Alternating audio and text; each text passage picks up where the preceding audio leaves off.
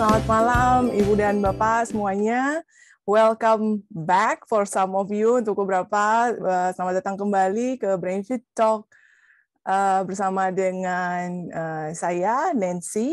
Saya adalah seorang master trainer di Brainfit Indonesia dan Brainfit Specialist, Brain Fitness Specialist juga di Brainfit Indonesia juga tentunya. Oke, baik, dan selamat datang untuk pertama kali Bapak Ibu yang baru pertama kali join dengan kita ya. Hari ini saya nggak sendiri, malam ini saya nggak sendiri, saya ditemani oleh partner saya, rekan saya, Mr. Irfan. Hai Mr. Irfan. Halo Miss Nancy, halo semuanya, selamat malam.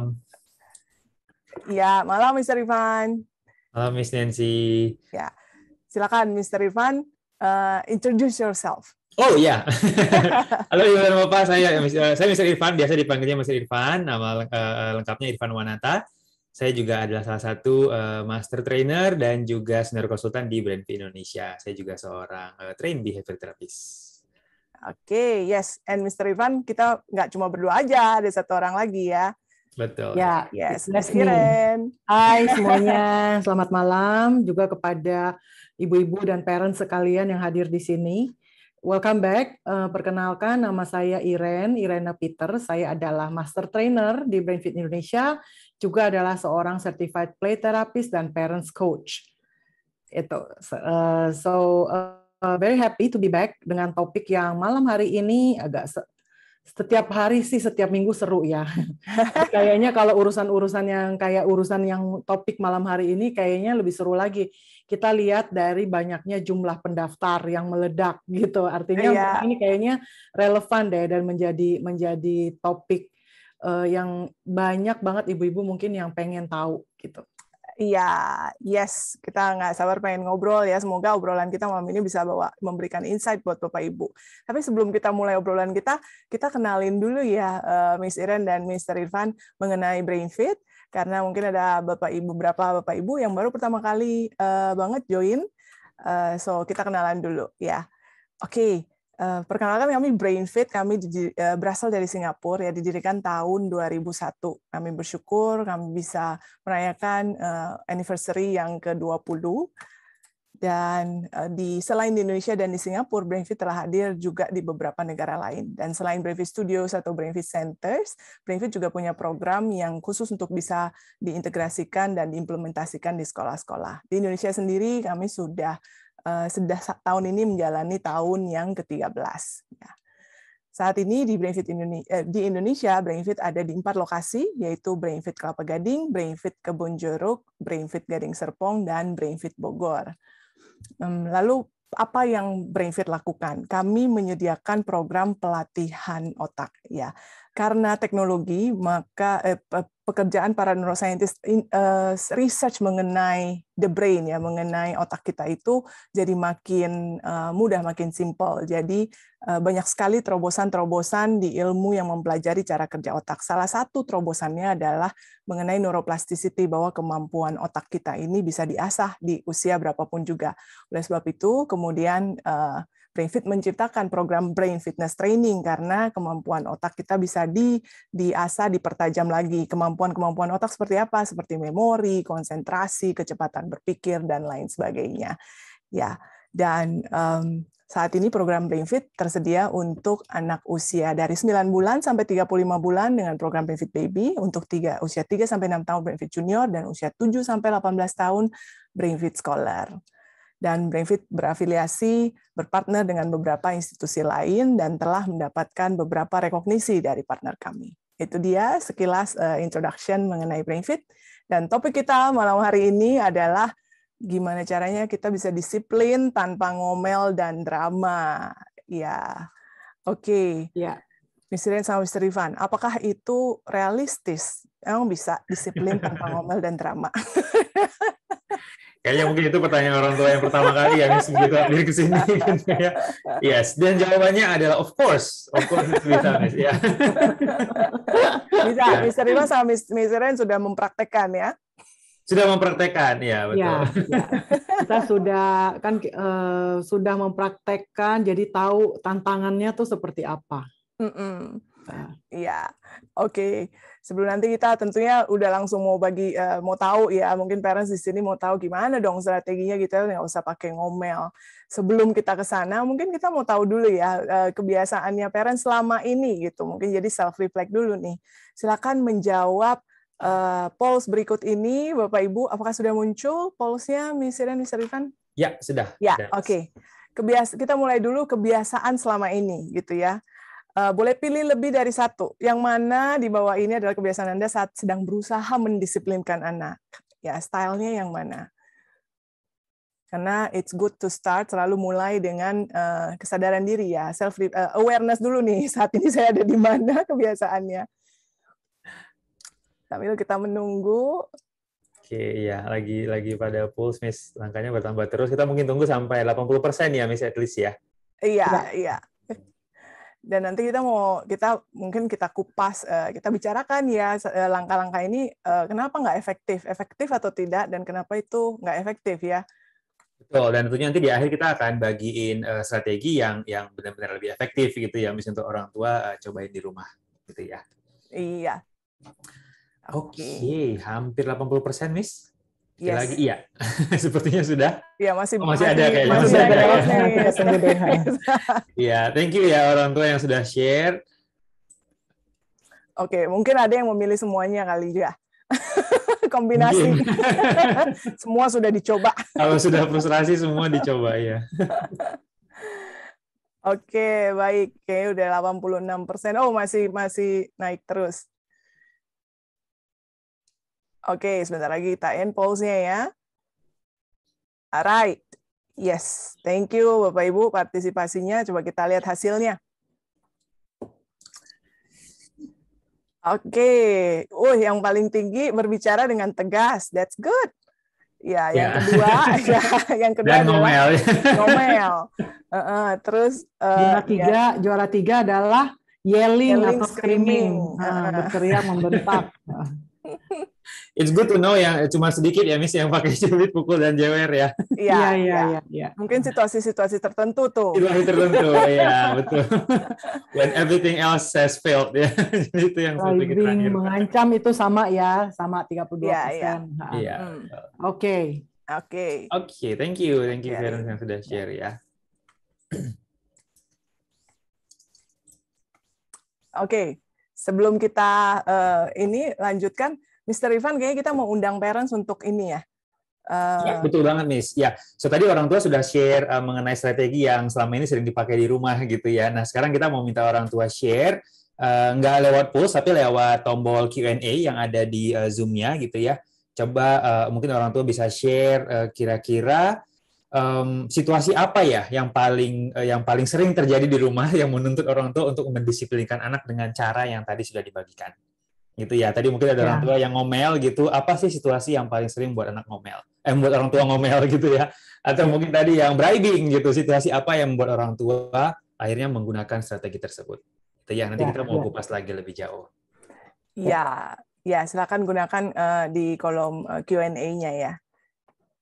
Ya, sudah mulai ada sharing, Miss. Ya, sudah sambil ngobrol ya sambil nunggu yang lain ya, Miss ya. Iya, kita mau obrolin nih. Miss Iren dan Mr. Ivan, ngomel sama yelling, kayaknya mungkin kebanyakan setiap orang tua juga kayaknya udah tahu pasti nggak efektif, maksudnya nggak oke lah ya kalau disiplin dengan cara ngomel dan yelling gitu ya. Mungkin kita bahas kenapa nggak efektif, mungkin dilihat dari sisi otak, dari sisi neuroscience ya, apa yang terjadi di dalam otak, atau mungkin bahkan dari sisi psikologis. Kalau dari pengalamannya Miss Iren, apa yang Miss Iren bisa bagikan? Iya, dan pengetahuan. Kalau menurut saya, mungkin pastilah semua parents yang hadir di sini tuh sudah tahu. Ya, jadi kita nggak perlu bahas lagi bahwa memang ngomel, bribing, bentak, marah itu tuh nggak ideal. Ya, nggak ideal. Tetapi yang susah justru yang jadi kendala ini adalah gimana caranya dong kalau nggak pakai ngomel. Kalau saya ngomong baik-baik, nggak bergerak, nggak berubah, nggak ada hasil, ya otomatis dari ngomong baik-baik ya tentu saja lama-lama mesti naik level dong gitu ya cara penyampaiannya gitu. Nah, tadi pilihan-pilihan di polls itu tuh sebenarnya kalau mau ditanya pasti kalau saya mau jujur dulu saya lakukan semuanya itu. Cubit sih belum, enggak saya usahakan enggak fisik gitu. Tapi semuanya ya sudah pernah dilakukan bertahap gitu kan. Pertama ngomong dengan tegas, enggak ada perubahan, mulai tinggi, naik dong, pitch-nya naik gitu kan. Nah, terus sudah naik, tetap ada hasilnya tidak sesuai yang saya mau gitu ya. Nanti karena pitch-nya naik, mulai dari ngomel, nyanyi, bukan, pitch-nya nggak naik, kalimatnya tambah panjang gitu kan. Nah, karena sudah capek dengan kalimat panjang, which is ngomel, lama-lama mau pakai kalimat pendek aja, yaitu berteriak gitu. Jadi pitch-nya naik, kalimatnya sih berkurang, nadanya naik. Terus udah berteriak, screaming, bahkan udah mulai ngancem gitu. Aku rasa parents semuanya mulainya nggak langsung tiba-tiba langsung ngancem gitu ya. Aku rasa enggak sih, karena situasinya yang terjadi itu menyebabkan ya kita jadi reaktif gitu terhadap karena kita terhadap situasi. Reaktif terhadap situasi kan menyebabkan emosi kita naik dari level 1 ke level 2 ke level 3 ke level 4 dan seterusnya. Ya. Itu efeknya ya, Miss. Ya. Nah, mungkin tadi Miss Nancy tanya, mungkin jelaskan dulu deh ke parents ya, kenapa sih nggak efektif? Siapa tahu mungkin ada parents yang, kenapa emang nggak boleh ngomel gitu ya? Karena dan apalagi maksudnya jelas efektif at that time sih, ya. Pada saat itu efektif menghasilkan sesuatu, yaitu mungkin anaknya akhirnya gerak gitu ya, melakukan instruksinya. Apalagi kalau sudah diteriakin gitu kan, kita udah scream, dia udah tahu nih, wah mami atau ibu nih marahnya serius nih gitu, baru dia bergerak ya, atau dia melakukan. Memang pada saat itu rasanya efektif, tetapi setelah itu berikutnya kita mulai melihat dan sadar bahwa kok lama-lama kita jadi terus-menerus harus berteriak ya, harus yelling dan screaming. Kenapa? Karena kayaknya kalau belum nyampe di level yelling screaming, dia belum bergerak, dia belum melakukan, belum kooperatif gitu. Right? Nah, jadi itu yang saya sebut dengan tidak efektif dong gitu. Karena itu kan jadinya membuat kita jadi letih. As parents gitu ya, capek dong jadinya. Setiap kali mesti berteriak dulu, mesti sampai ke level screaming, berteriak, ngomel, baru jalan. Gitu ya. Jadi the brain will basically kalau dilihat dari aspek neuroscience deh. If the brain doesn't understand, kalau otaknya tidak memahami reasoning atau logic gitu ya, dia cuman mendengar teriakan dan omelan panjang, kalimat panjang yang dia sebenarnya nggak bisa proses secara dalam gitu ya, nggak paham, maka dia melakukan tanpa kesadaran. Dia melakukan saja, without understanding. Kenapa? Karena tidak ada penjelasan dari kita. Kalimat cuma ngomelan atau teriakan. Jadi dia melakukan karena comply, karena takut akan teriakan itu. Jadi nggak ada understanding, nggak ada pemahaman. Oh, aku harus melakukan ini karena apa, gitu ya? Nggak ada. Karena dia nggak paham, makanya besok dia nggak automatically lakukan lagi. Gitu. Sampai ada lagi ancaman gitu ya, baru ngelakuin ada lagi ancaman gitu aja terus gitu ya. Sampai ada lagi ancaman, dia lakukan lagi, tetapi tetap nggak paham. Betul. Betul. Jadinya ada efek semacam ketergantungan jadinya. That's why orang tua jadinya merasanya capek gitu kalau nggak diteriakin, nggak gerak gitu kan. Memang benar sih jadinya, karena anaknya nggak ngerti kenapa mereka harus ngelakuin itu gitu ya. Iya. Ya. I think ini yang paling sering kita lakuin sih ya, Miss. I think saya juga pernah melakukan itu gitu. I'm also guilty to do that gitu. But I think hopefully nanti kita bisa share alternatifnya seperti apa yang lebih baik gitu ya, Miss. Iya. Karena parents juga manusia ya. Of course, yeah. And it's not easy. It's not easy being parents, ya. Iya. Kalau dari saya, I'm interested about bribing sih, Miss. Karena I think banyak orang tua yang dari pengalaman saya banyak orang tua yang salah paham ya, mana yang bribing, mana yang reward. Mungkin orang tua pakai reward itu berhasil gitu kan, tapi kok anak saya dikasih reward nggak mau gitu kan. So it's kind of like, jadi yang pertama kita perlu bedakan dulu mana yang bribing, mana yang reward gitu ya. Anak-anak yang biasanya di bribe untuk mereka mau melakukan sesuatu, sama seperti tadi dia omelin, itu akan timbul efek ketergantungan.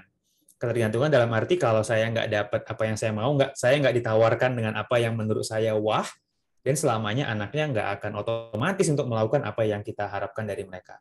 Kalau hari ini saya di bribe-nya, istilahnya kalau pakai duit gitu ya, hari ini saya di bribe-nya 20.000 baru gerak gitu kan, besoknya mereka akan expect untuk dulu sampai 50.000 gitu kan ya.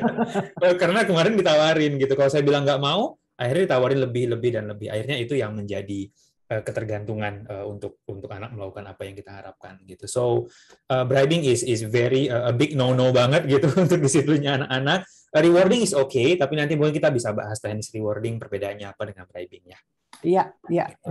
Ada parents yang merasa kalau supaya anaknya melakukan apa yang dia minta, kooperatif ya, being kooperatif, yaitu dia bribing itu tadi gitu. Padahal sebenarnya kita nggak perlu bribing ya, jika kita minta anak melakukan sesuatu yang sebenarnya jadi kewajiban dia, kayak misalnya bikin PR gitu ya, pergi les, mandi misalnya, itu kan kewajiban dia, gitu. Itu nggak perlu di bribe. Maksudnya atau dikasih reward. Atau bahkan nggak perlu dikasih reward. Ya. Reward itu adalah sesuatu apresiasi untuk sesuatu extra mile gitu ya. Bukan melakukan kewajibannya dia yang memang sudah seharusnya dia lakukan. Iya, betul banget. Okay. So I think tetapi topik kita malam hari ini lebih kepada gimana nih apa yang bisa dipraktekkan oleh parents, terutama ibu-ibu ya, gitu, yang rawan ngomel, supaya gimana tuh, supaya nggak perlu ngomel, bisa nggak, tapi tetap anaknya kooperatif dan mau mendengarkan. Iya, betul banget. Di sini udah banyak banget yang sharing case-nya ya, Miss. Dan kayaknya kalau saya lihat sih kebanyakan urusan belajar ya, Miss. Paling banyak yang ngerjain PR, tugas online, tugas sekolah online gitu kan, belajar ya, semuanya semua di daerah situ aja gitu ya. Iya. Ini ada yang bilang iya sudah buat perjanjian, bicara sudah baik-baik, tapi finally tetap nggak dilaksanakan, yang ngomel lah ya. Iya. Kalau ngomel ya kondisinya ngomel karena anaknya nggak mau belajar. Soal waktu ya, disiplin waktu, ngerjain pekerjaan rumah. Ya, ada yang ngomelnya kalau sudah berkali-kali tapi juga mengabaikan barulah ngomel, ya. Ini ada parents juga yang share, Bu Silvana ya, Bu Silvana share katanya beliau menerapkan pura-pura sedih dan menangis supaya anaknya lebih ngerasa bersalah mungkin ya. Sure ya. Oh iya itu tadi itu nggak kita masukkan loh ya ke dalam. Nggak kita masukin ya. Strategi Paul. Ayo itu efektif atau enggak ya Bu? Iya. Agis ini mungkin bisa kita jelasin juga ya, Miss, kenapa hal seperti ini juga tidak disarankan ya, Miss? Iya. Mungkin ada kaitannya juga sebenarnya dengan tadi yang Miss Iren share ya, dari perspektif otaknya ya, Miss. Jadi ada rasa takut sebetulnya yang muncul. Mungkin perbedaannya kalau diancam itu takut selama keselamatannya mereka gitu. Ya. Tapi kalau orang tuanya melihat orang tuanya sedih, rasa takut juga kayaknya ya, Miss, takut dengan orang tuanya kecewa atau takut dengan orang tuanya merasakan kecewa. Ya, kecewa I guess ya. Iya, jadi basically benar kalau kita menghidupkan emosi, kita menggunakan emosi untuk menggerakkan behavior, perilaku anak. Baik itu emosi rasa takut, kalau kita berteriak kan dia rasa takut, jadi dia laksanakan. Kalau parents-nya yang ngambek, parents-nya yang mungkin kan parents-nya yang tahu oh anaknya tipenya tuh dia nggak mau sampai orang tuanya sedih gitu ya. Jadi parents-nya yang tahu, parents-nya makanya menggunakan strategi parents-nya sedih atau nangis atau kelihatan kecewa gitu ya, supaya anaknya cepat-cepat melakukan karena anaknya nggak mau ngecewain mamanya gitu ya. Tapi itu kan juga instilling emotions gitu ya. Maksudnya menghidupkan emosi si anak supaya dia berubah perilakunya gitu. Kembali lagi tidak ada pengetahuannya tadi ya, Miss, dia nggak tahu kenapa dia ngelakuin cuman karena nggak enak aja gitu atau nggak tega ngeliat orang tuanya sedih mungkin ya. Betul. Jadi menurut saya sah-sah aja kalau kita membuat anak melakukan sesuatu dengan cara kita stimulasi dari emosi. Baik itu emosi takut, baik itu emosi sedih, emosi apalah segala macam. Tetapi on top of that, setelah itu kita harus masuk ke logic reasoning-nya. Kita harus menjelaskan kenapa. Gitu ya. Karena kalau enggak, dia enggak bisa mengartikan. Anak itu enggak bisa mengartikan apa yang kita mau, kenapa dia harus melakukan itu. Kan kita ini mau mendisiplin loh ya. Berarti kan disiplin itu artinya dia mungkin habis melakukan kesalahan atau dia tidak kooperatif, tapi kita mau membuat dia kooperatif atau kita mau kasih tahu kesalahannya dia. Gitu, karena dia baru melakukan kesalahan. Jadi boleh kita menggunakan emosi, tetapi selama logic reasoning-nya nggak masuk, kita nggak menjelaskan the why, maka ada kemungkinan besok terjadi lagi. Kalau besok terjadi lagi, kita pasti sudah naik level keselnya. Nah, kalau kita sudah naik level keselnya, ya nada kita biasanya nggak bisa normal lagi dong, gitu ya. Atau mereka lakukan berulang-ulang dan akhirnya kita harus ngomel jadinya, gitu. Iya. Ya, betul.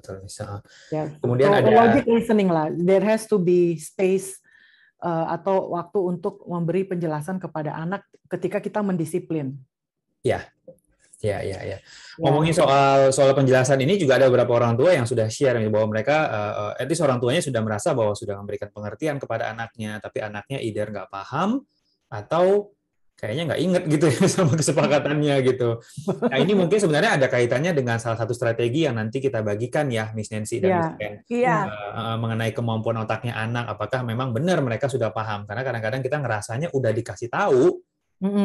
Tapi itu bukan berarti anaknya udah pasti tahu gitu kan. Jadi selalu ada faktor itu. Nanti mungkin kita bisa bahas lebih jauh mengenai itu ya.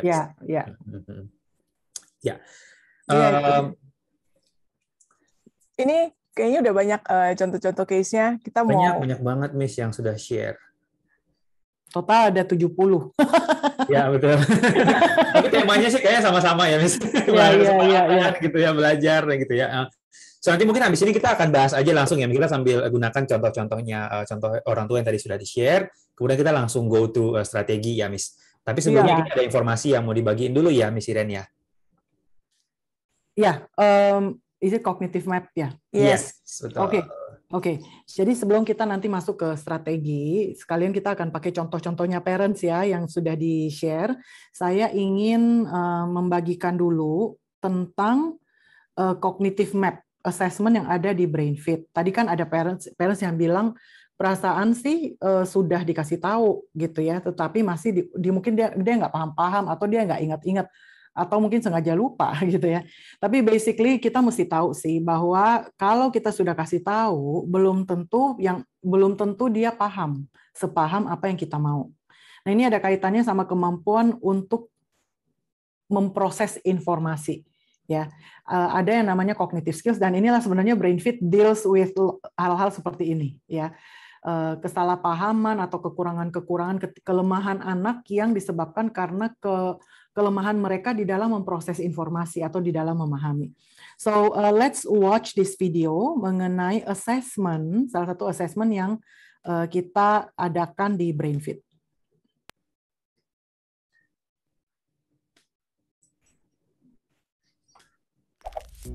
Halo Happy Parents, Anda pasti ingin melihat anak Anda tumbuh cerdas bukan? Karena bagi orang tua, anak adalah aset masa depan yang sangat berharga. Namun terkadang, anak mengalami berbagai masalah dalam belajar, seperti kesulitan menulis dengan baik, kurangnya konsentrasi, tidak percaya diri, serta lemahnya daya ingat dan daya tangkap. Untuk itu, BrainFit mempersembahkan Cognitive Map Assessment untuk anak usia 3 hingga 18 tahun. Cognitive Map mengukur kemampuan mental yang berkaitan dengan proses pembelajaran dalam 5 sistem otak, yang meliputi sosial dan emosi, motorik, atensi dan eksekutif, kognitif auditory, dan kognitif visual. Banyak keuntungan yang dapat diketahui melalui Cognitive Map, seperti mengetahui kesiapan masuk sekolah, mendeteksi keterlambatan perkembangan kognitif di area tertentu, mengetahui kekuatan kognitif yang dapat digunakan untuk strategi belajar yang efektif, mengetahui akar permasalahan perilaku dan emosi, mengetahui kemampuan kognitif pendukung bakat dan minat, serta menentukan langkah intervensi yang tepat untuk meningkatkan kemampuan kognitif yang belum optimal. Ayo daftarkan sekarang juga dengan cara booking, melakukan assessment, penyampaian hasil assessment, dan mulai melakukan pelatihan kognitif yang direkomendasikan. Sayangi buah hati Anda dengan mengikuti Cognitive Map Assessment di BrainFit.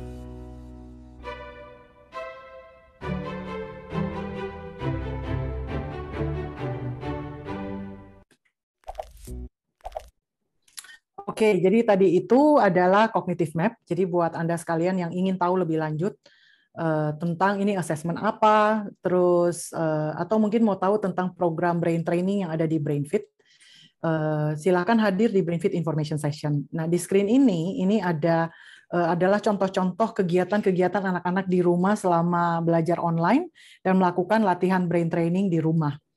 Nah, latihan brain training itu manfaatnya buat apa? Dia meningkatkan kemampuan mengolah informasi, konsentrasi anak, dan lain-lain. Dan kami banyak terima feedback ya, testimonial dari parents yang anaknya sudah mengikuti BrainFit selama beberapa bulan. Ternyata parents bilang yang pasti sekarang yang dirasakan bahwa mereka parents lebih kurang harus ngomel gitu. Jadi biasanya ngomelnya mungkin 10 kali dalam sehari, ini tinggal 2 kali miss perlunya. Kenapa? Karena ternyata kemampuan anak itu meningkat sehingga kemampuan dia untuk melakukan banyak hal secara mandiri termasuk memahami instruksi jadi lebih baik karena kapasitas otaknya jadi lebih kuat gitu ya, memori dan lain-lain. So, kita nggak akan bahas program BrainFit di sini. Silakan hadir di BrainFit Information Session. Ini adalah sesi informasi yang free buat siapapun parents yang ingin tahu tentang program Brain Fitness ya, dan juga mungkin mau daftar untuk assessment, silakan hadir di situ karena Anda akan mendapatkan voucher discount untuk mengikuti assessment ataupun untuk mengikuti program brain training online di BrainFit ya. Ada linknya tersedia di chat box, di chat, kemudian atau bisa juga foto aja barcode ini, kemudian nanti bisa Anda daftarkan langsung di Google Form. Oke, itu dulu Miss Nancy untuk informasi mengenai BrainFit Information Session. Ya, thank you Miss for sharing that information. Ya, oke. Miss Eden mau stop sharing? Oh ya, masih mau ada QR code-nya ya. Ya, oke. Ya, karena terkait dengan topik kita malam ini, saya sering dengar dari parents kan maksudnya ada, dan saya baca dari yang parents sudah bagikan di Q&A gitu kan, rasanya kan stres ya, rasanya kayak udah dikasih instruksi berulang kali, cuman kenapa belum ada perubahan. Kebanyakan saya dengar dari parents juga, dan mungkin kayak Mr. Ivan dan Miss Irene juga dengarnya, kenapa sih dia nggak mau gitu, nggak mau nurut, anaknya nggak mau nurut, seperti itu. Kayak bahkan biasa ada yang bilang berasanya seperti sengaja nggak mau nurut, bikin saya kesel gitu ya. Saya bisa mengerti kenapa parents akhirnya maksudnya tiba di kesimpulan tersebut, karena logikanya kayak udah diulang berulang kali, kenapa nggak ada perubahan gitu. Nah, kalau dilihat dari sisi neuroscience, kayaknya satu perspektif ini, informasi ini, fakta ini semoga bisa membantu parents ya dalam hal bisa mengolah emosi mereka, yaitu mungkin bukan nggak mau, mungkin nggak bisa gitu, nggak bisa mengerti, menerima informasinya dengan baik gitu ya. Jadi karena kita tahu when the brain can, the brain will, pentingnya kemampuan otak untuk bisa melakukan segala sesuatu gitu. So by changing, saya udah bagi satu strategi nih buat parents, ubah mungkin perspektifnya bahwa mungkin dia nggak mau, bukannya dia nggak mau, mungkin dia nggak bisa. Mungkin pemberian instruksinya perlu diganti, atau mungkin apapun tugas yang diberikan itu mungkin terlalu susah buat anaknya. Mungkin dia perlu bantuan, tuntunan untuk ngatur prioritas dan lain sebagainya. Kecuali mungkin tadi saya dengar ada parents yang kewajiban untuk mandi dan lain-lain ya. Itu juga banyak ini loh, ada anak-anak yang mungkin kewajiban sehari-harinya itu mungkin memang harus dibuatin jadwal visualnya mungkin, karena memang selama ini kemampuan otak anaknya belum kuat di bagian pendengaran. Betul. Jadi kalau kita cuma ngomong aja, itu memang benar masuk telinga kanan, keluar telinga kiri gitu.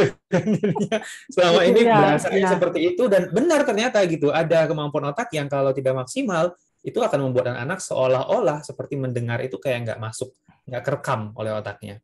Betul. Gitu. So assessment ini adalah strategi pertama yang kita rekomendasikan kepada orang tua, karena kita sudah melihat banyak sekali orang tua dan anak-anak yang I don't want to exaggerate, tapi berubah gitu perspektif dan kehidupannya dari mengetahui kemampuan otaknya dulu. Yang selama ini orang tua ngerasanya ini anak tuh nggak mau, dan akhirnya ketemu bahwa selama ini bukan dia nggak mau, tapi memang cara ngomongnya mungkin kecepatan. Atau mungkin ekspektasi kemampuannya mungkin, gitu kan. So, it is a very useful tools banget untuk kita bisa assess, untuk at least kita pastikan dulu bahwa selama ini anaknya benar-benar mau atau nggak mau atau nggak bisa. Gitu, yang mana? Gitu. Belum lagi yang tadi itu, yang bikin ngomel sehari-hari adalah makan, waktunya makan, mau lagi main atau lagi apa, terus mesti mandi, lamanya mandi gitu ya, mau bergerak mandi. Nah, itu saya sebut sebagai transisi dari satu kegiatan ke kegiatan lainnya. Dan tahu nggak bahwa untuk kalau kita lagi fokus pada satu kegiatan ya, our brain is totally focused di satu kegiatan. Tiba-tiba kita harus berpindah kegiatan, dibutuhkan mental energy, jadi kayak baterai ya, our brain harus stop keasikan kita saat itu juga stop. Jadi untuk stop itu dibutuhkan impulse control, rem gitu ya. Remnya harus pakem. Nah, kemudian habis itu our focus, our attention brain ada bagian yang namanya switching, kayak changing gear. Kalau mobil itu oper gigi supaya bisa pindah gitu ya. Seperti kalau kita bawa mobil, sekarang masih ada mobil manual ya, changing gear. Kalau mau naik tanjakan kan harus pindah gear. Ya. Nah, nggak bisa kita dengan fokus atau dengan konsentrasi dengan kondisi yang sama, terus kita harus changing gear. Nah, proses changing gear itu butuh skill brain gitu, switching attention namanya ya. Kemudian pertama impulse control dulu, rem. Kemudian setelah itu switch ke kegiatan berikut. Kemudian setelah itu dia bisa membawa dirinya bergerak, pindah dari satu kegiatan ke kegiatan lainnya. Dan itu semua butuh mental energy dan butuh skill. It's a brain skill. Kadang-kadang bukan nggak mau, it's really dia nggak mampu gitu untuk melakukan semua aktivitas itu di dalam by the brain gitu. So the boss, which is the brain, nggak begitu bisa kooperatif dan akhirnya memimpin dia, membuat dia mampu untuk melakukan langsung gitu. Betul banget. Thank you, Michelle. Itu adalah salah satu skill yang kalau kita sharing ke orang tua, dan benar memang selama ini itu yang belum maksimal istilahnya gitu ya. Itu salah satu yang mind blowing banget untuk orang tua ya, Miss, biasanya ya, karena is such a, kayaknya kalau belum ada hasil tesnya itu nggak kepikiran gitu lah, ada skill seperti itu gitu kan. Tapi kalau udah kelihatan hasilnya, dia kita baru bisa relate gitu ya. Jadi kalau kita paham, as parents kalau paham, oh ternyata ya itu tadi bukan nggak mau, tapi emang lagi belum bisa aja karena adanya kelemahan dalam sistem-sistem tertentu. Kita nggak cepat marah gitu loh, tapi lebih melihat bahwa kalau gitu aku harus bantu dia. Iya, betul. So that would be a first strateginya ya, Miss. Cek dulu ya, pastikan dulu anaknya benar-benar memang nggak mau atau nggak mampu gitu ya. I think kalau another perspektif yang biasa kita rekomendasikan ke orang tua adalah yang kita tawarkan kepada orang tua, perspektifnya adalah tanyakan ke diri sendiri dulu ya, Miss, ketika kita mau mendisiplinkan anak gitu ya. Apapun itu bentuk disiplinnya, tanyakan kepada diri kita sendiri dulu gitu ya. Ini tujuannya apa? Ketika saya ngomel, tadi mungkin ada orang tua yang ngomel gitu, atau ada yang pakai ancaman, pakai bribing gitu ya. Sebelum kita melakukan itu, tanya kepada diri kita sendiri dulu, ini tujuannya kemana? Apa yang saya mau capai dari hal yang saya lakukan ini? Gitu. Kalau anaknya saya ancam dan dia mau ngelakuin gitu kan, ini tujuannya untuk apa? Kalaupun saya harus dalam tanda kutip harus mukul gitu, itu juga tujuannya untuk apa? So I think ini adalah salah satu perspektif yang biasanya kita tawarkan kepada orang tua untuk refleksi dulu ya. Untuk apa saya marah? Ya. Dan kalau ngomong soal refleksi dulu, untuk apa sih saya marah? Kalau saya memang harus mukul atau saya harus cubit, kalau harus nih ya gitu ya, cubitlah atau pukullah dengan kesadaran yang penuh bahwa ini cubit ini punya tujuan. Atau sekedar colek gitu, bahwa itu tuh ada tujuannya kenapa saya lakukan itu, bukan hasil reaktif kita. Betul. Ya, so my strategy number 2 is don't be reactive. Jangan reaktif, tetapi responsif. Bedanya apa? Reaktif dan responsif. Miss Nancy.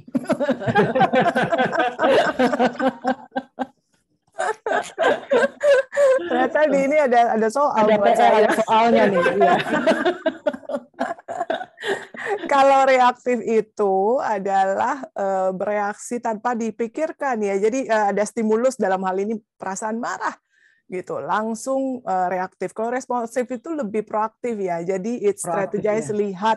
lihat situasinya, dan setiap hal yang kita lakukan, yang kita ucapkan itu bukan dari hasil siapapun lawan bicara kita, dalam hal ini anak-anak, ataupun dari perasaan kita sendiri yang terasa terus langsung kita nggak diproses lagi langsung. Itu namanya reaktif. Kalau responsif, we are in control of our responses, baik itu tindakan, toel, cubit, ataupun ucapan. Kalau dari saya itu, benar nggak Miss Iren?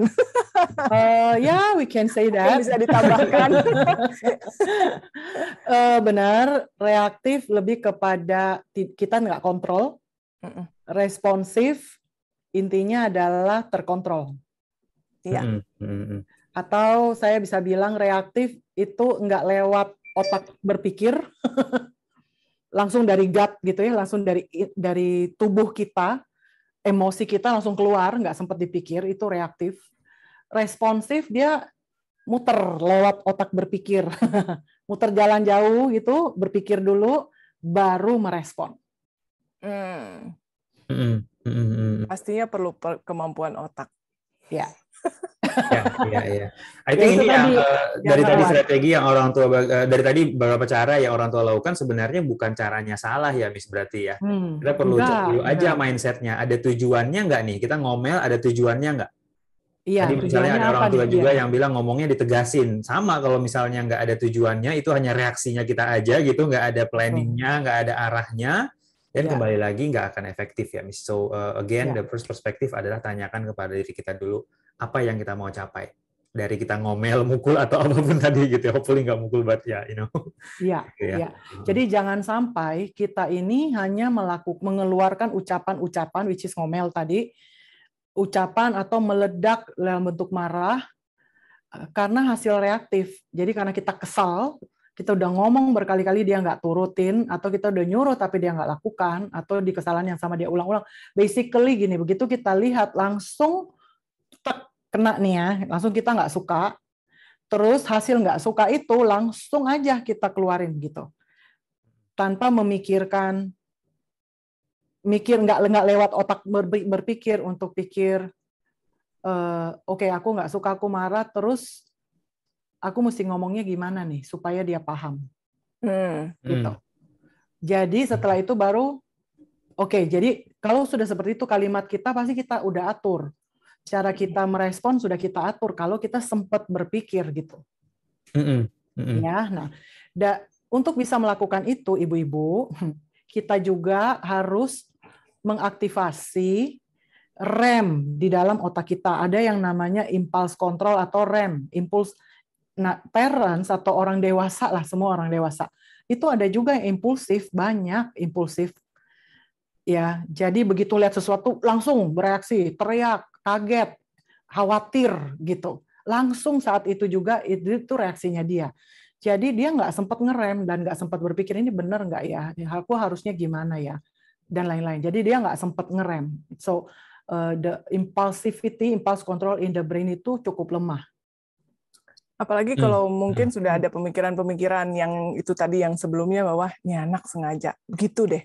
Nah, apalagi ditambah dengan gitu, perspektif. Jadi perspektif itu nggak, that thought is not helpful gitu. Jadi self-reflect. Kita banyak spend time masih di perspektif nih. Mungkin ada parents, Bapak Ibu udah berpikir gimana caranya gitu ya. Kenapa kita spend time di perspektif? Karena kayaknya kalau perspektif atau mindset-nya belum tepat mungkin kalau nanti when the going gets tough dalam mempraktekkan pada saat mulai menantang, mungkin lebih cepat menyerah kali ya. Tapi kalau start with the right mindset, I think bisa membantu Bapak Ibu untuk stay the course, determination untuk berubah, untuk mengubah caranya disiplinkan anak.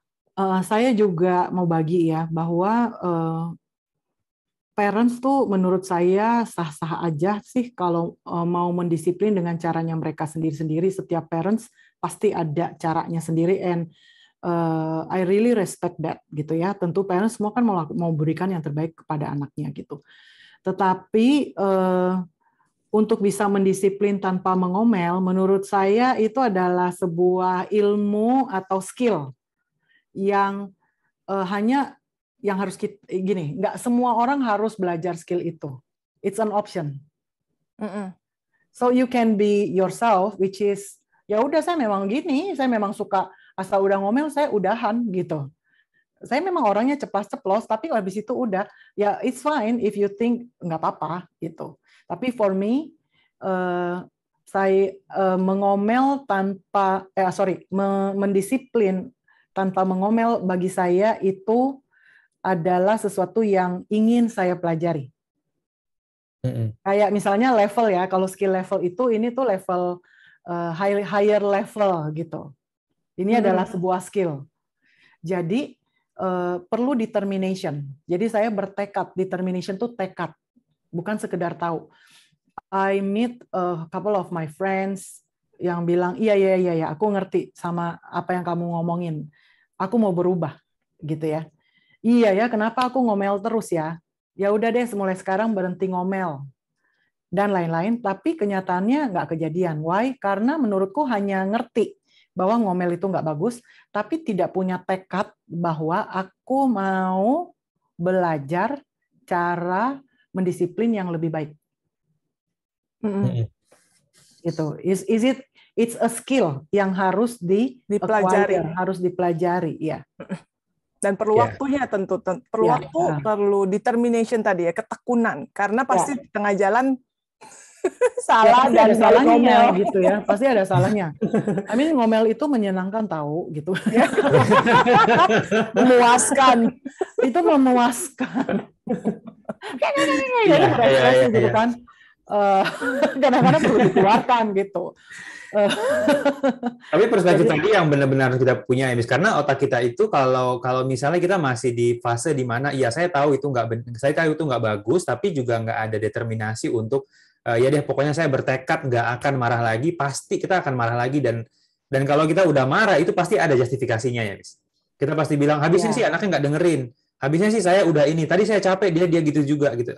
Akan selalu ada alasan. Ya, ada. Gitu kan? Tapi kalau kita udah determine untuk tentunya dengan perspektif tadi, perspektif yang sebelumnya, kita sudah tahu bahwa anaknya memang kita udah tahu bahwa ini anaknya nggak mau atau nggak bisa. Kita juga sudah tahu bahwa kita sendiri sudah punya arahnya kemana gitu ketika kita mendisiplinkan anak, dan kita bertekad gitu, pokoknya nggak akan marah misalnya gitu ya. Lalu tadi ada orang tua yang pokoknya nggak akan menyogok gitu, nggak akan bribing gitu kan. Dan disitulah sebenarnya otak kita mulai mencari cara lain. Ya, ketika gitu kita ya, sudah set determination. Jadi ketika saya punya tekad ya bahwa saya mau belajar teknik itu gitu. Saya mau belajar. Jadi pokoknya saya bertekad untuk mempraktekkan tidak ngomel walaupun hal-hal terjadi di luar keinginan saya. Betul. Oke. Nah, jadi I have told myself, itu namanya tekad ya. Dimulai dengan tekad dulu. Aku mau praktekin itu. Aku mau bisa gitu, punya kemampuan itu. Jadi saya praktekkan dalam sehari, misalnya biasanya kebiasaan ngomel itu 5 kali gitu dalam sehari, right? Saya coba setiap kali mau ngomel, saya ingat, kemudian saya diem, rem, right? So it's not about the child. Jadi sekarang ini udah mengenai diri saya. Saya lagi mau melatih diri. Anaknya nggak lakuin, ya udah biarin dulu lah ya. Yang penting saya berhasil tidak ngomel, gitu. Nah, ketika saya berhasil, saya ngerem tidak ngomel, supaya tidak reaktif, biasanya saya tinggalkan tempat kejadian. Right? Karena kalau kita ada di tempat kejadian, reaktif dong, mana bisa tahan gitu kan lihatnya. Iya benar. Tapi waktu tinggalkan tempat kejadian, saya permisi supaya orangnya nggak tambah takut dong gara-gara anaknya nggak tambah takut gara-gara saya ngambek gitu. Dia kira saya ngambek. Jadi saya bilang entar dulu, I'll be back. Udah tinggalkan tempat kejadian, jadi tidak ngomel. Setelah itu mulai mikir kayak, oke, nanti malam saya mau ngomong sama dia. Gitu ya.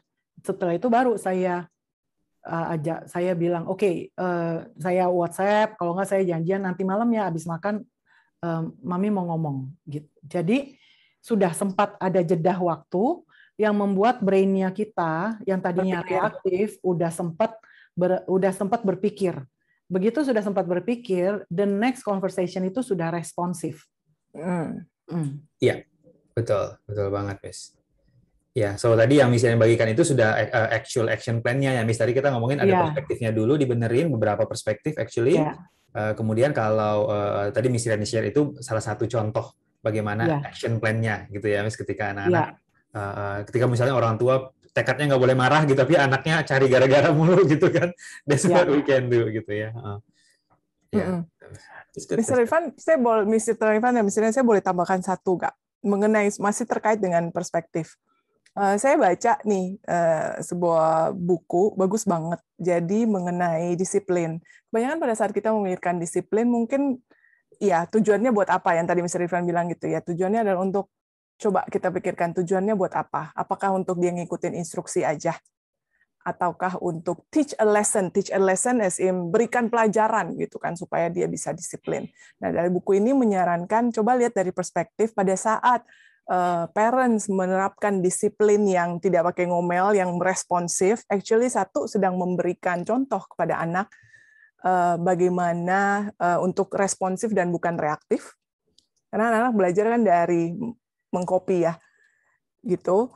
Jadi mengontrol emosi juga. Kedua adalah actually we are training them. Kita juga sedang responnya parents yang responsif itu yang sudah dipikirkan baik-baik itu sedang mentraining otak mereka juga, pembentukan otak mereka merespon terhadap untuk merespon dengan lewat berpikir, lewat disiplin, ngikutin instruksi dan bukan karena setelah dimarahin atau yang lain-lainnya itu. Dan kayaknya dari teori psychology of behavior juga ada sesuatu ya, Mr. Irfan, mengenai hal ini about trained behavior ya. Iya, betul banget, Miss. Yes. Itulah sebabnya yang menyebabkan biasa kalau udah ngomel tercapai tujuannya saat itu, tapi nanti berikutnya mesti ngomel lagi baru tercapai tujuannya, mesti ngomel lagi baru tercapai tujuannya. Pokoknya nggak ada perubahan aja. Betul. Betul kan bisa share sedikit nggak dari sisi behavior itu ya? Iya, betul. So basically behavior itu teorinya adalah apapun yang kita lakukan itu adalah sesuatu yang kita pelajari somehow ya, somewhere along the line kita pelajari itu gitu. Dan apa yang terjadi sebelum sebuah perilaku itu muncul gitu, itu yang biasanya akan terulang kembali. Contohnya tadi misalnya kalau kita harus teriakin dulu anaknya, baru dia gerak gitu kan, dan besoknya anaknya untuk bergerak lagi melakukan hal yang sama, kemungkinan besar dia akan butuh teriakan lagi. Begitu juga dengan bribing tadi contohnya. Ketika satu hari anaknya nggak mau, kita bribe dan mereka akhirnya mau ngelakuin, dan besoknya untuk mereka melakukan tugas yang sama, kemungkinan kita harus kasih bribing lagi. Nah, itu yang disebut learned behavior namanya. Jadi semakin lama apa yang kita lakukan itu itu yang menjadi kebiasaannya anak. Gitu. Nah, itu yang pertama. Yang kedua, biasanya bagian triggernya tadi semakin lama harus semakin besar. Jadi tadi contohnya misalnya omelannya kita gitu ya, kita misalnya hari ini saya teriakin anaknya, dia berhasil. Tapi kalau kita harus teriakin mereka setiap hari dalam waktu 2-3 minggu, itu teriakan kita udah nggak mempan lagi. Karena akhirnya anaknya jadi terbiasa istilahnya gitu. Dan akhirnya apa? Kita harus teriak lebih tinggi lagi gitu kan. Akhirnya berhasil lagi nih gitu. Seminggu ke depan nggak mempan lagi gitu. Kita harus teriak lagi lebih tinggi. Dan akhirnya terjadi terus cycle-nya seperti itu. Begitu juga dengan bribing dan mungkin cara-cara lainnya yang kurang disarankan seperti itu. So, kembali lagi kita harus kembali ke tadi yang Miss dan Miss disebutkan juga, tanya dulu kepada diri kita ini tujuannya untuk kemana. Gitu. I think that's a very good perspective banget. Kalau kita mau merubah kebiasaan anak gitu, mendisiplinkan mereka, membentuk disiplin yang positif, dan pastikan apa yang kita lakukan itu justru tidak memperburuk situasi. Gitu. Salah satunya tadi marah dan bribing, usually biasanya itu justru memperburuk situasi. Meskipun kelihatannya pada saat itu berhasil gitu ya.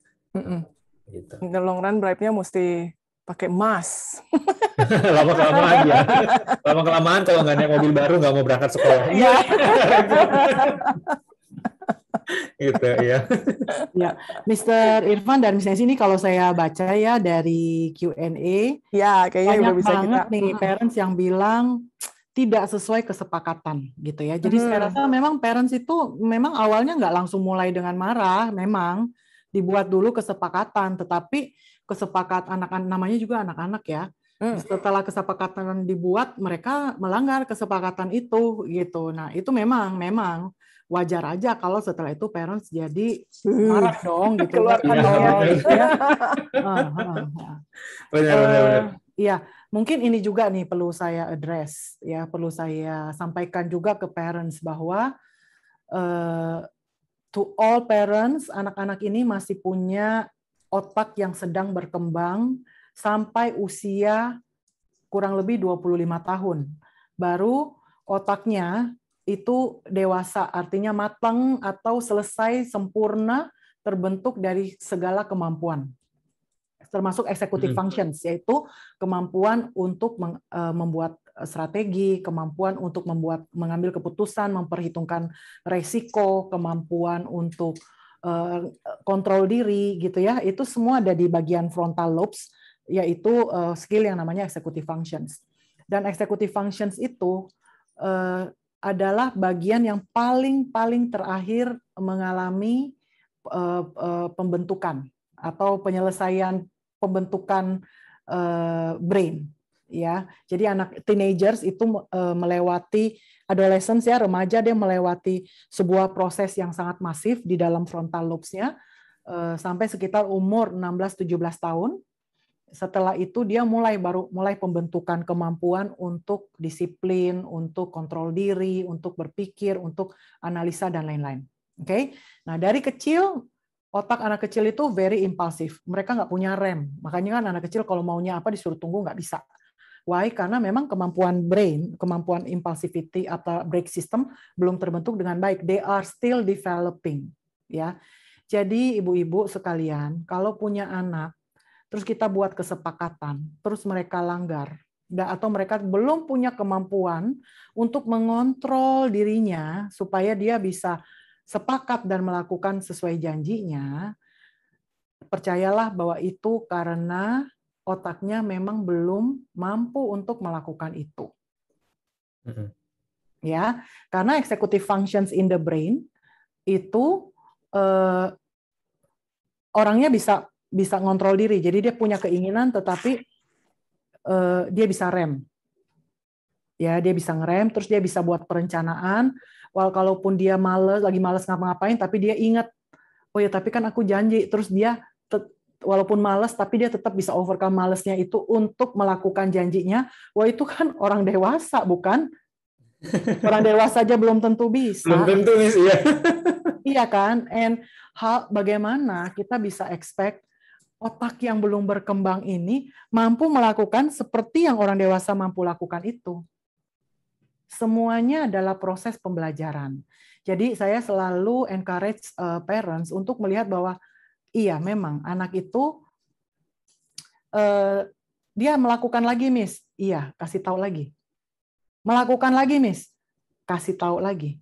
Melakukan lagi, kasih tahu lagi. Ya. And don't take it personally kali ya, Miss ya. Don't take it personally, just lihat bahwa ini tuh dia lagi training. Ya, seperti atlet sekarang lagi ada PON nih. Atlet itu kalau lagi belajar misalnya katakanlah atlet sepak bola gitu ya. Awalnya mereka belajar apa segala macam strategi bola dong. Sekarang mereka udah canggih lah ya, udah jadi atlet, udah. Tapi sebelumnya waktu dia masih kagok gitu ya, tendang bola aja nggak bisa, misalnya nguasain bola dan kontrol.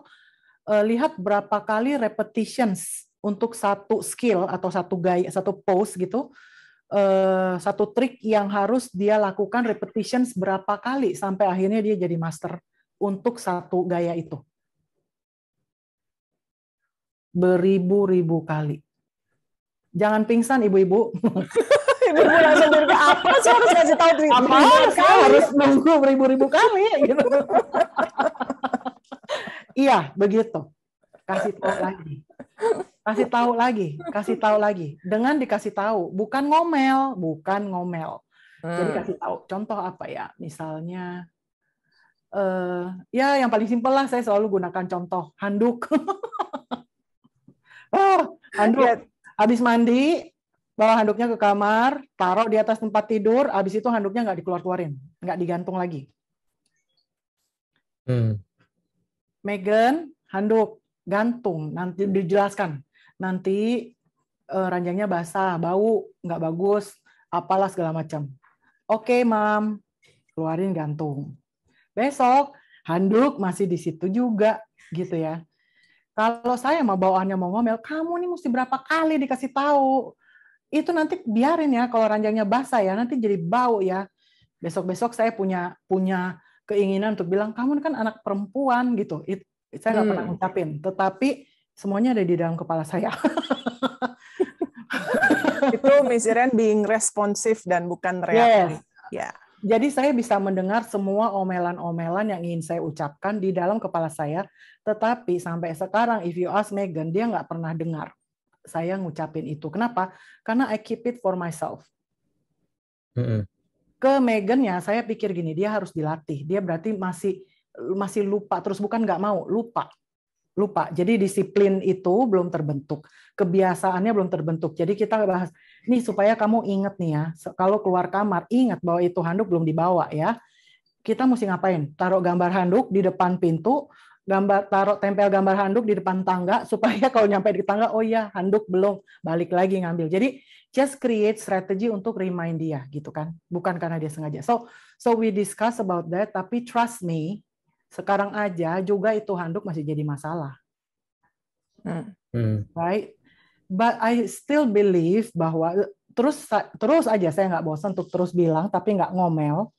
Sekarang saya lihat dia sudah sampai di usianya di mana dia nih sudah peduli dengan kamarnya harus rapih. Ceritanya dia lagi pengen minimalisin kamarnya.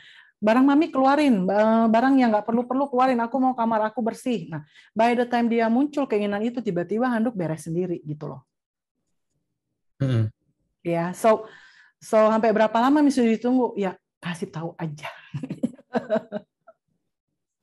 So keep omelan-omelan itu for myself, diatur keluarnya supaya strateginya tepat.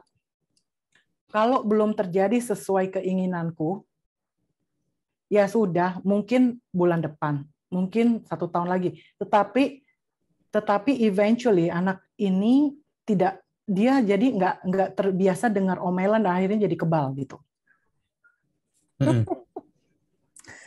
Ya, saya bisa testimoni soal itu. Saya di posisi yang jadi anak. Jadi mama saya selalu sukanya membiasakan keluar dari kamar mandi, matikan lampu kamar mandi. Ya, itu saya ingat banget sepanjang saya ya SD, SMP, SMA gitu ya. Itu selalu diteriakin. Memori sih bagus, udah tes Kokmap, memori nggak ada masalah. Jadi somehow itu nggak kebentuk. Tapi begitu saya sudah masuk usia 20-an, ingat selalu udah mati. Sekarang sudah matiin kamar mandi, udah matiin lampu kamar mandi. Dan malah sekarang terganggu kalau tidak matikan lampu kamar mandi. Jadi itu kebiasaan terbentuk. Tapi saya ingat bahwa seandainya kalau mama saya tidak selalu mengingatkan, mungkin itu juga nggak akan pernah kebentuk sih. Mengingatkan dan memberikan feedback, ya itu belum matiin kamar mandi. Ya udah kasih tahu aja lagi gitu. Ya udah saya pergi matiin gitu. Gitu sih. I can relate with that. Jadi kesimpulannya apa itu, Mr. Irfan? Silakan menyimpulkan. Jadi kalau dari perspektif ini kita ngomonginnya, kita ngomongin banyak perspektif ya. Tadi kita kasih beberapa contoh untuk orang tua terapkan, tapi karena topik yang kita malam hari ini gimana kita mendisiplinkan anak tanpa harus drama, dan memang perspektifnya kita sendiri yang harus diperkuat gitu. Nah, tadi yang terakhir Miss Iren dan Miss Nasi bagikan, I think is a good perspective bahwa otak anak kita itu memang belum selesai. So it's not the time untuk kita bilang, oh kamu tuh memang pelupa sih, kamu tuh emang sengaja. It's not the time yet. Belum waktunya kita melabel mereka ini dan itu, pelupa lah, malas lah atau segala macamnya gitu. It's not yet, belum waktunya gitu. Bayangkan aja kalau kita lagi, analogi yang paling saya pakai, bangun rumah ya. Ya kalau rumahnya belum jadi, ya udah, kalau nggak suka pintunya ya udah tinggal diganti aja gitu, kan belum jadi. It's very easy to do gitu. Tapi perspektifnya itu kita harus punya dulu, kita harus tahu dulu bahwa ini kalau saya nggak suka sama lantainya, ya udah tinggal diganti aja gitu, kan belum jadi. Iya. So it's not the time untuk bilang ini rumahnya bagus atau enggak. Iya. Dan kalau kemampuannya dia belum terbentuk, memang belum usianya, memang dia belum mampu, ngomel tidak akan merubah apa. Because the problem is di dalam kemampuan dia. Betul. Dan tidak akan mempercepat proses pembangunan otaknya. Ngomel tidak akan mempercepat proses peningkatan kemampuan. Betul banget. So just keep building aja. Tadi ada orang tua yang bilang sampai umur berapa? Kita nggak bisa jawab ya, bisa umur berapa ya. Pokoknya udah. Kalau menurut neuroscience, the executive brain itu selesainya di usia pertengahan 20. Setiap orang beda ya. Ada perempuan katanya lebih cepat daripada laki. I don't know.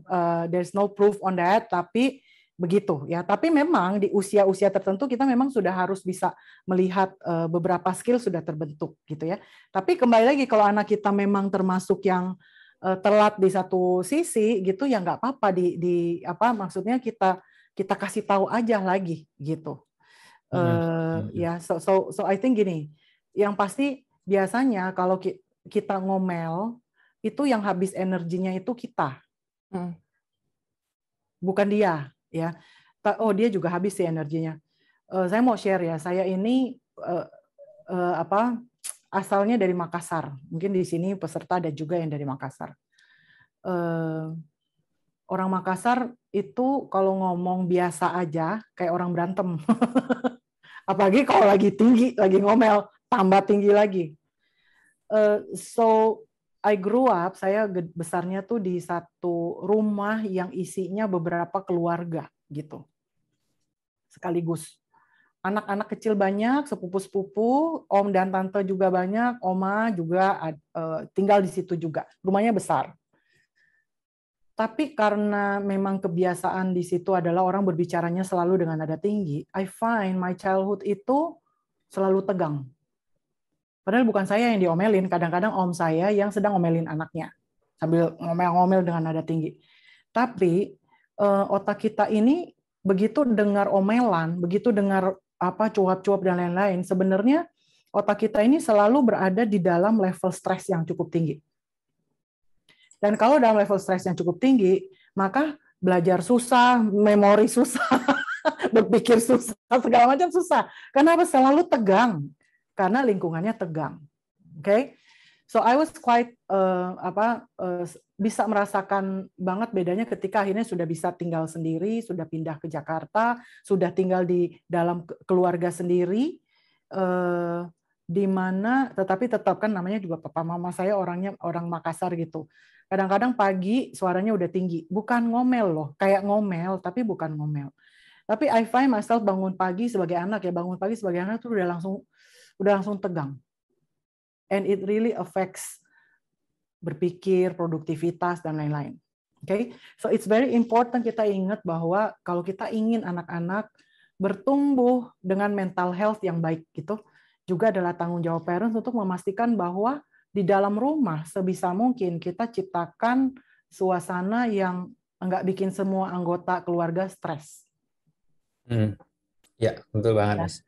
Maybe I have to tell you this juga bahwa suami dan Mr. Irfan maybe can testify. I find bahwa especially for men, while dia bisa terima bahwa istrinya suka ngomel dan ngomelnya demi anak-anak kok gitu karena sedang mengajar anak-anak gitu ya. Sebenarnya dia stres juga ada di dalam rumah yang kalau isinya hanya ngomelan-omelan. Artinya berbicara dengan nada yang tinggi terus gitu di dalam rumah. So rumah menjadi bukan tempat yang di mana setiap orang termasuk anak-anak di dalamnya bisa jadi tempat beristirahat. Okay, so karena pengertian itulah makanya saya punya tekad bahwa suasana rumah itu yang menentukan sebenarnya adalah ibunya kok. Istrinya, mamanya, ibunya, which is satu orang ini. I am the thermostat. Saya mau bikin orang satu rumah stres, saya tinggal ngomel aja terus dari pagi sampai malam. Ini nggak bagus. Kenapa ini taruhnya di sini? Kenapa lampu nggak mati? Kenapa ini? Gitu aja gitu ya. Atau I want everyone to have a quiet day, yang relax, yang tenang. Itu semuanya tergantung dari mamanya. Biasanya ibu-ibunya yang menentukan. That's why I think saya bertekad untuk mempelajari skill ini. Kalau dari pengalaman pribadi juga ya, Miss ya, sebagai anak yang bertumbuh di yang suaranya agak tinggi, lingkungannya. Lingkungan yang semua orang berbicara dengan nada yang tinggi. Iya. Ya, Miss Nancy, kita sambil ngobrol, kita sambil survei dulu ya, Miss. Kita launch polls ya, Miss. Iya, betul. Karena tadi saya teringat karena ada parents yang tanya sampai kapan gitu. Jadi saya langsung berhitung. Kebanyakan parents di sini mesti menunggu berapa tahun lagi gitu ya. Jadi saya ingat, oh ya usia anaknya berapa? Silakan Bapak Ibu mohon partisipasinya untuk mengisi survei profil berikut ini. Berapakah usia anak-anak Anda? Boleh lebih dari 1. Kalau anaknya lebih dari 1, ya, dan ini kali keberapakah Anda hadir ke acara kami, T4 Mom atau Brainfeed Talks yang adanya setiap Selasa malam, dan apakah profesi Anda? Sambil menunggu. Ya. Sambil nungguin ya. Tadi kita belum sempat mention ke orang tua soal pertanyaan, tapi itu udah banyak sih yang pertanyaan di Q&A ya. And I think beberapa pertanyaan sudah sempat dijawab sih, Miss. Sambil tadi kita ngobrol ya. Hopefully tadi jawabannya sempat kedengeran juga oleh orang tua gitu. Terus tadi ada pertanyaan orang tua mengenai apakah nanti ada rekamannya. Yes, Ibu dan Bapak akan ada rekamannya. So in case tadi kita lagi ngobrol, pas banget topik yang orang tua perlukan kelewatan, silakan nanti rekamannya bisa ditonton kembali di YouTube ya. Dalam beberapa hari ke depan kita akan upload sesi ini bersama dengan sesi-sesi Brainfeed Talk sebelumnya di YouTube channelnya Brainfeed Indonesia. Di search aja Brainfeed Indonesia, di situ ada nanti rekamannya. Untuk sesi yang ini mungkin berapa hari ke depan. Ya, mungkin saya tampilkan sebentar visualnya ya, Mister. Ya, ini dia channel kami Brainfeed Indonesia dengan topik-topik yang lalu-lalu. Hari ini kita udah episode ke-21. Ya. Yes, thank you, Miss. Nah, tadi ada beberapa pertanyaan orang tua yang sepertinya sudah terjawab, tapi saya bantu rangkum aja ya, Miss. Tadi pertanyaan dari Bu Nila, contohnya, Bu Nila Anggria bertanya mengenai apa yang umur berapa anak bisa memahami instruksi. Ini sebenarnya nggak selalu berkaitan dengan umur ya, Bu Nila. Ini yang tadi kita maksud sebagai kemampuan otak. Ada beberapa kemampuan otak yang bertanggung jawab terhadap kemampuan anak untuk menerima instruksi. Jadi kalau Bu Nila merasa anaknya udah cukup umur harusnya tapi belum paham juga sama instruksi yang diberikan, dan mungkin sebaiknya coba assessment gitu ya. Begitu juga dengan beberapa pertanyaan lain seperti dari Bu Vindinia sama Bu Agustina ya. Ini sepertinya concern yang orang tua sampaikan ini berkaitan banget dengan kemampuan otak. So mungkin sebaiknya coba assessment dulu gitu ya. Sama dengan orang-orang tua yang bertanya-tanya hal yang mirip gitu, anaknya udah coba dikasih ini dan itu tapi nggak berhasil juga, I would really recommend untuk coba cek kemampuannya. Iya. Tadi kita berbicara mengenai beberapa perspektif atau strateginya lebih banyak dari perspektif ya, karena that's a very good start. Dan kalau mengenai kemampuan otak, kayaknya seperti mengajak anaknya ketemu usahanya ibu dan bapak di tengah-tengah gitu ya, supaya jadinya mereka jadi lebih bisa mengikuti instruksi dengan baik, memahami apa yang ibu bapak inginkan, bisa punya executive function yang lebih kuat seperti itu. Jadi usaha bapak ibu dengan kemampuan otak anak ketemunya di tengah, meet you in the middle. Ya, saya juga mau menambahkan, jangan-jangan kita perlu reflektif juga sama diri sendiri. Apakah ngomel ini sudah menjadi kebiasaan kita? So hanya kebiasaan aja sih basically dari kita, right? Jadi kalau temanya adalah bagaimana caranya mendisiplin tanpa mengomel, kalau ngomel itu adalah sebuah kebiasaan, berarti yang kita harus lakukan adalah ganti kebiasaan. Ya, terus ya kalau saya ganti kebiasaan, entar dia nggak nurut dong, Miss, jadinya gitu ya. Well, ngomel juga intinya dia nggak nurut sih. Ya, just because mereka ngelakuin pada waktu diomelin bukan berarti nurut ya, Miss. Bukan berarti dia nurut. Iya. Iya, benar banget, Miss. Ya, Karena nggak membuat malah mungkin kalau akhirnya dia ngelihat, oh kita nggak ngomel gitu ya, tapi kita cari waktu untuk being responsif dan ngomong, dan kita sudah bertekad bahwa oh dia ini karena belum bisa, karena dia belum mampu, karena dia belum terbiasa, karena memang kemampuannya belum ini dan itu, saya akan keep kasih tahu aja gitu. Saya akan terus nggak berhenti kasih tahu, malah anaknya mungkin akan kooperatif, dicoba aja. Saya yakin bahwa setiap anak ketika dia bisa, kalau dia mampu dia akan melakukan. Kalau dia bisa dia juga akan lakukan dan basically dia pengen kok menyenangkan orang tuanya. Iya, betul, Miss. Another thing yang mungkin saya bisa share sebagai perspektif juga ya, Miss, untuk orang tua. Tadi kita ngomongin soal topik kita malam ini basically ya, gimana caranya mendisiplinkan anak tanpa harus drama gitu kan. Dan mungkin kita perlu cek juga ketika tadi orang tua udah share bahwa bikin kesepakatan lah sama anak, bikin tanggung jawab dan sebagainya, mungkin perlu dicek dulu apakah ekspektasinya kita terhadap tanggung jawab atau deal yang tadi kita buat ini sudah realistis gitu ya. Contohnya misalnya apabila ada anak yang selama ini tuh banyak banget PR-nya sering lupa gitu kan. Jadi orang tua mau coba build habitnya gitu supaya mandiri ceritanya gitu kan. Tapi kalau selama ini dia PR-nya 8 dari 10 dia lupa semua gitu kan. Kita nggak mungkin bisa lepas begitu aja dan expect mereka untuk langsung bisa ingat. Karena udah pasti mereka pasti nggak akan ingat. Dan akhirnya apa? Akhirnya kita sendiri yang jadinya kesel. Akhirnya balik lagi ke disiplin yang sebelumnya diomelin dan sebagainya gitu jadi kan. cycle. Jadinya cycle-nya betul. So as a rules of thumb, kalau orang tua sudah buat kesepakatan sama anak tapi belum berhasil, coba diingatkan, belum berhasil, gak ada perubahan juga, coba diingatkan, belum berhasil juga, then it's worth trying untuk, I think it's worth it untuk cek. Jangan-jangan kesepakatan yang kita buat, deal yang kita buat yang belum sesuai. Iya. Belum realistik untuk bisa dicapai oleh anaknya ya. Betul.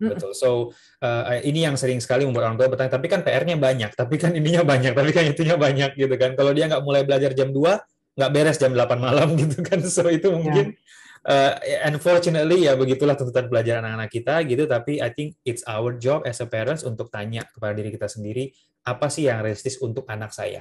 Bukan apa yang disuruh gurunya, bukan apa yang disuruh orang sana-sini, tapi apa yang realistis untuk anak saya.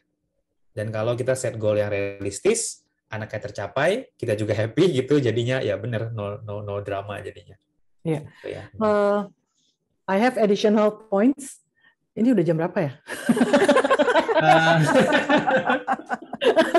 Oke, masih banyak masih pada stay. Oke, berarti masih. Additional points gini, trik untuk supaya kurangi ngomel, supaya saya nggak perlu ngomel. Saya bantu untuk preventif. Saya bantu preventifnya. Jadi sebelum dia melakukan atau mengulangi kesalahan yang sama, saya membantu supaya dia tidak perlu melakukan kesalahan itu atau supaya dia ingat melakukan sehingga ujung-ujungnya nanti saya nggak perlu ngomel. Jadi bantu dia berhasil. Bantu dia berhasil. Jadi misalnya contoh handuk lagi ya. Contoh ini soalnya udah kasusnya gini. Jadi dia selesai mandi, dia bawa dong handuknya gitu kan, bawa masuk ke kamar Megan nih. Saya kebetulan ada di situ, saya lihat. Terus saya berdiri di situ dan saya bilang, jangan lupa handuk. Gitu kan, dia masuk kamar dulu. Nah, karena sudah diingatkan, dia hari itu dia ingat gitu. Dia karena sudah sempat diingatkan. Misalnya itu. Jadi dikasih tahu dulu. Kalau soal PR, saya bayangkan kalau anak-anak kecil itu, tadi di Q&A saya sempat baca, ini anaknya nih lagi sekolah online ya, Miss, tapi lagi kelas dia sambil masih main game. Jadi YouTube atau game itu kebuka juga gitu. Jadi sambil kelas dia sambil game-gamean gitu ya.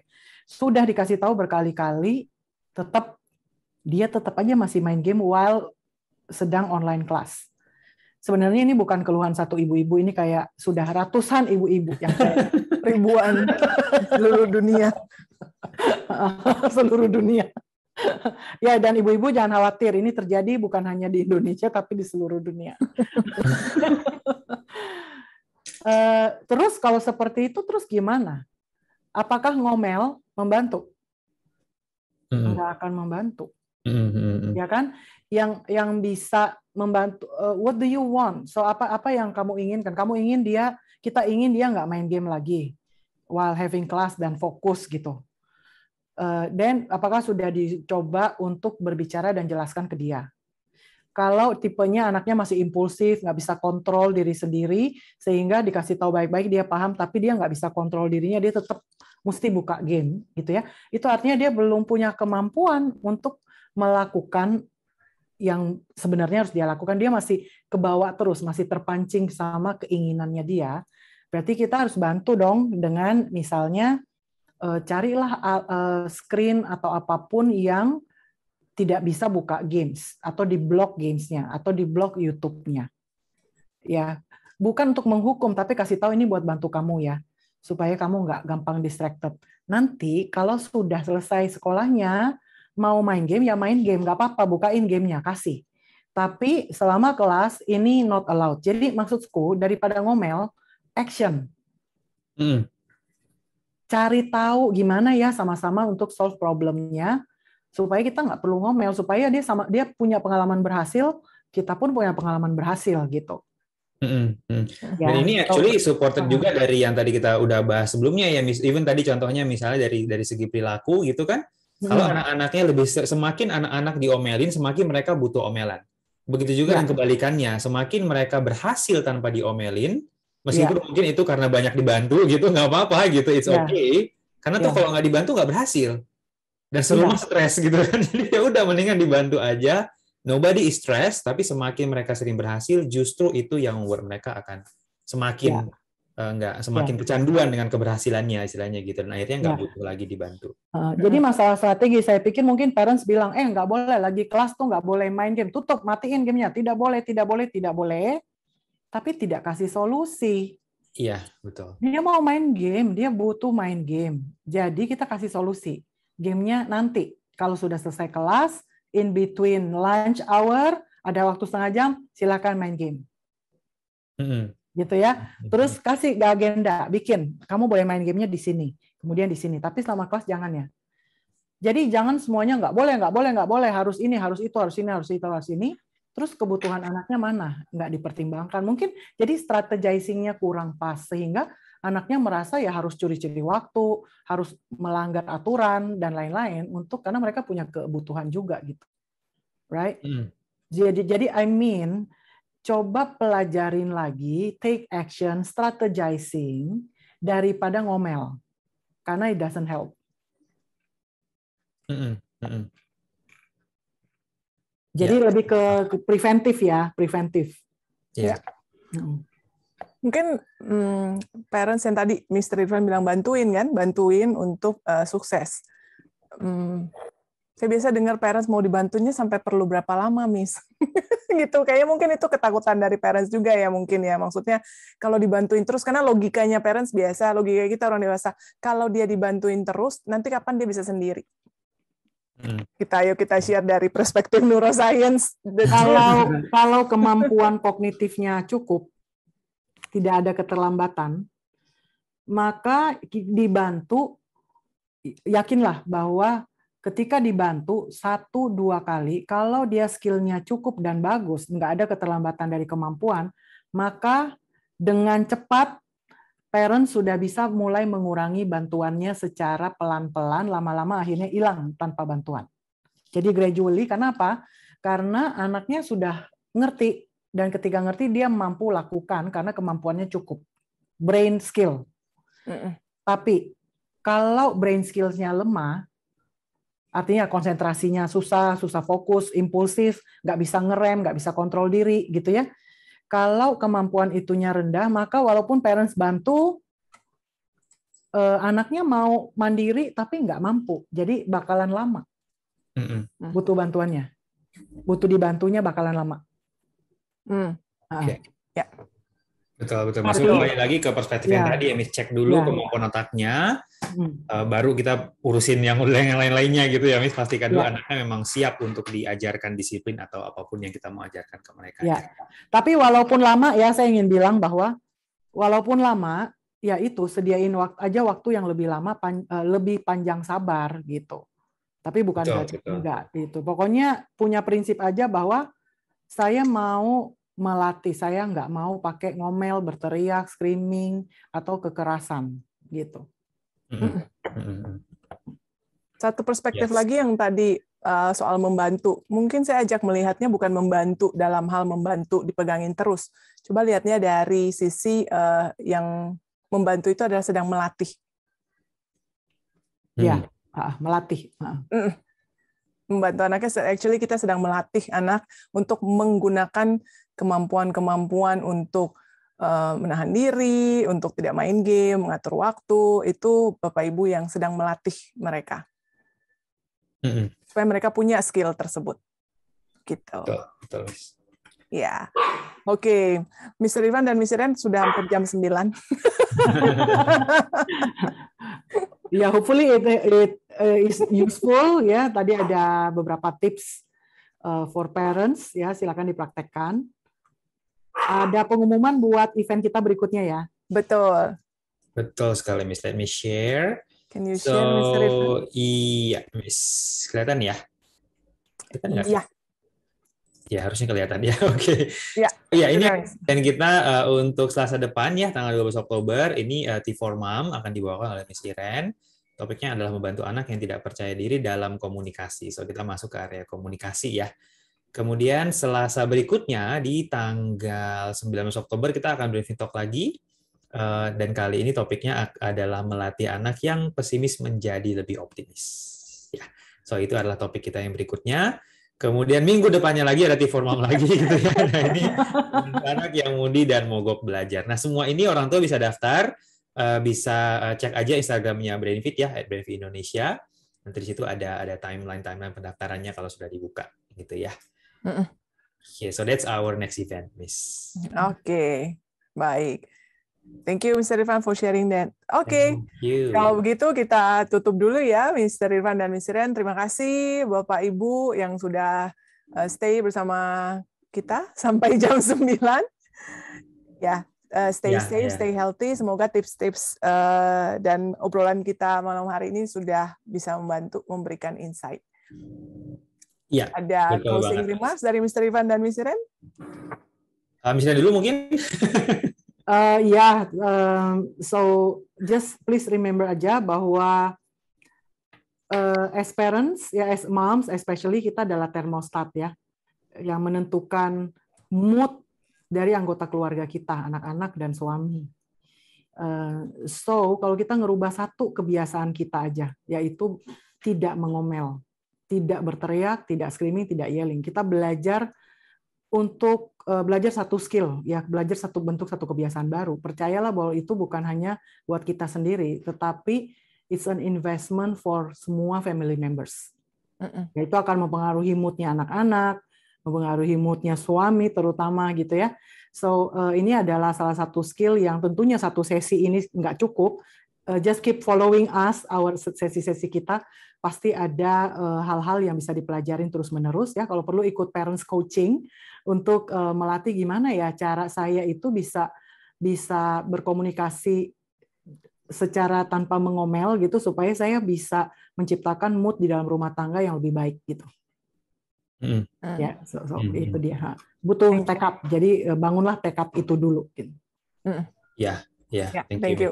Kalau dari Mr. Irfan gimana, Mr. Irfan? Kalau dari saya, I think semua perspektif yang tadi kita bagikan is important ya, Miss. Cek kemampuan otak anaknya, cek perspektifnya kita sendiri juga sebagai orang tuanya gitu. Tapi kalau ada yang saya bisa highlight itu adalah tadi banyak banget orang tua yang nanya, ini bisa jadi berapa lama untuk diingetin gitu kan. I think that would be the first thing yang saya rekomend untuk nggak usah dipikirin. I know that it can be very scary gitu kan. Jadi kalau dibantu sampai kapan dong gitu kan. Tapi dari pengalaman saya justru both itu dengan anak saya sendiri ataupun dengan murid-murid yang saya ajarkan, justru ketika kita nggak fokus ke kapan bisanya, you would be surprised secepat apa anak itu bisa. Betul Just banget. fokus aja ke membantu mereka. Pokoknya kita mau bantu anaknya, titik. Mau berapa lama, nggak ada yang tahu. Pokoknya titik, bantu aja terus. You would be surprised secepat apa bahwa ternyata nggak lama gitu ya. Nggak lama sama sekali, Miss. Nggak lama sama sekali gitu. Dari pengalaman saya, it is never more than a few weeks. Ya, Tapi apalagi tadi kalau intinya ditambah ada dengan drama gitu ya. apalagi kalau ditambah dengan meningkatkan kemampuannya. Of course, betul banget, Miss. Tentunya itu adalah ada sesuatu yang tetap perlu kita bisa lakukan sama anaknya, gitu ya. So that would be my most highlighted recommendation to orang tua adalah nggak usah dipikirin berapa lama, just believe that mereka akan belajar dan tugas kita adalah ngajarin mereka. Gitu. Oke. Betul banget. Iya. That's a good one to highlight. Thank you, Mr. Irfan. Thank you. Miss Nancy, mungkin ada yang mau di-highlight? Kalau dari saya, semua yang tadi kita bagikan cuma satu tambahin dari yang Mr. Irfan. Kembali ke perspektif sih. Ingat aja bahwa kemampuan otak anak memang belum mateng ya. Tadi matangnya sekitar biasanya di mid-20s. Yes, jadi siap-siap aja, siapkan saja mentalnya, pemikirannya bahwa ya udah sampai usia segitu Bapak Ibu masih perlu melatih, membantu mereka melatih otak mereka atau skill mereka. Jadi digabungkan dengan yang kata Mr. Irfan, nggak usah dipikirkan berapa lamanya, karena semakin dipikirkan nanti begitu nggak terlihat perubahan, Bapak Ibu stres, Ibu stres, akhirnya balik ke ngomel. Betul. Nggak jadi deh. Cycle-nya terulang lagi gitu kan. Ya, balik ke ngomel, balik ke shortcut gitu kan. Jadi it's all about perspektif. Nggak jadi deh belajar skill baru. Dan kalau perspektifnya sudah benar, hopefully tercapai goal kita ya, Miss. Kita mau share kepada orang tua disiplin tanpa drama gitu. Iya, gitu. So it's all about perspective. Okay, that would be all. Thank you. Selamat malam semuanya. Bapak Ibu. Ya, Selamat malam, selamat beristirahat.